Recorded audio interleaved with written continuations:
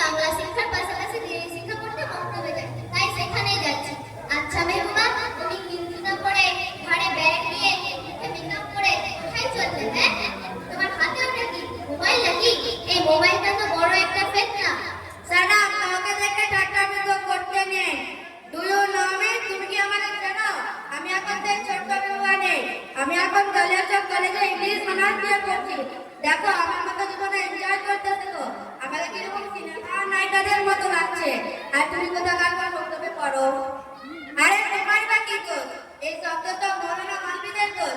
তারাই তো আমাদের এই এনজয় করার বয়সে বাধা হয়ে দাঁড়ায়। আস্তাগফিরুল্লাহ, মেহবুবা এইরকম কথা বলতে নেই, তোমার সূক্ষ্ম ঈমান চলে যেতে পারে। আরে চেক করো তো তুমি, তোমার মতো মাথা থেকে পা পর্যন্ত ঢেকে বেড়ায় না ঠিকই, তবু আমার ঈমান ঠিক আছে।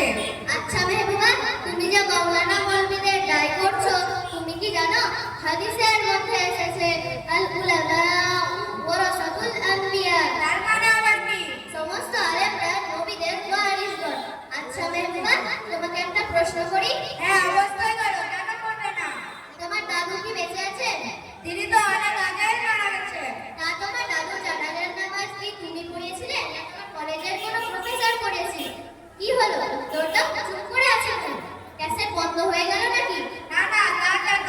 মসজিদে ইমাম সাহেব পড়েছিলেন। এই তো একটু তুমি মাওলানা মৌলবীদের দোষ দিচ্ছিলে। মাওলানা মৌলবী ছাড়া যদি বিয়ে শাদী জানাজা না হয়, তবে অবশ্যই আমাদের তাদের কথা শোনা উচিত। আচ্ছা মেহবুবা, তোমার বাড়ির কি কারোর বিয়ে হয়েছে? হ্যাঁ হয়েছে তো, কিছুদিন আগেই আমার বড় কাপড় পেয়েছে। কেন? তা তোমার বড় আপার বিয়ে কি তুমি পড়িয়েছিলে না তোমার সিনেমার কোনো নায়ক পড়িয়েছিল? সানা, তোমার সাথে আমার কথা বলাটাই ভুল হয়েছে। দেখো, সবাই আমাকে দেখছে আর তুমি আমাকে সবার সামনে অপমান করছো। না না, আমি তোমাকে অপমান কেন করবো? তুমিই তো বললে তোমার ঈমান ঠিক আছে। আচ্ছা বলো তো দেখি, দিনের 5 ওয়াক্ত নামাজ কখন ও কোন ওয়াক্তে পড়তে হয়? আমাদের বাড়িতে সেটাই ঠিক করতে হবে, হ্যাঁ হ্যাঁ, এটা তো আমার হবে। বলো তো দেখি। ফরজের নামাজ পড়তে হয় দুপুরবেলা, জোহরের নামাজ পড়তে হয় বিকেলবেলা, আসরের নামাজ পড়তে হয় রাতের বেলা, মাগরিবের নামাজ পড়তে হয় ভোরবেলা, আর ইশারের নামাজ পড়তে হয় দুপুরবেলা। উল্টা। তুমি তো সব ভুলভাল বললে। কি? আমি সব ভুলভাল বললাম? হ্যাঁ, আচ্ছা বলো তো দেখি, নামাজের ফরজ কয়টি ও কি কি? নামাজের ফরজ, এটা তো আমার হবে। নামাজের ফরজ 4টি। চলো তাহলে।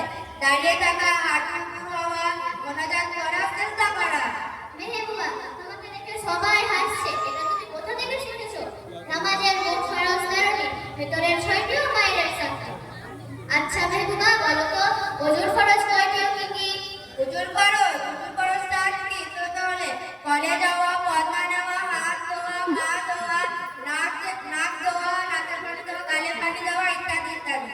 মেহবুবা, তুমি তো বললে ওযুর ফরজ 7টি, বলতে বলতে 8টি বলে ফেললে। আরে জানি তো, আরো অনেক আছে, শুধু বলিনি তোমাদের ভয়ে।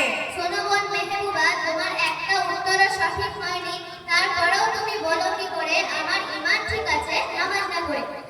শুধু স্কুল কলেজে গেলেই হয় না, আর কলেজের গোড়ায় দেখিয়ে কয়েকটা ইংলিশ ওয়ার্ড বলে নিজেকে কখনো বড় করা যায় না। আমাদের সবার গুরু, শিক্ষক, বিজ্ঞানীদের বিজ্ঞানী রাসূল সাল্লাল্লাহু আলাইহি ওয়াসাল্লাম যেভাবে চলেছেন সেইভাবে চলার চেষ্টা করো, তবে দুনিয়াতেও সম্মান পাবে ও আখিরাতেও সম্মান পাবে। আচ্ছা দাদা, তুমি এতগুলো কথা কোথা থেকে শিখেছো? আমি বাংলা শিক্ষার পাশাপাশি গঙ্গাপ্রসাদ উপরপাড়ার মাদ্রাসার মিফতাহুল উলুমের ওখান থেকেই সব শিখেছি। আমাদের হুজুর সমস্ত রকমের ইসলামিক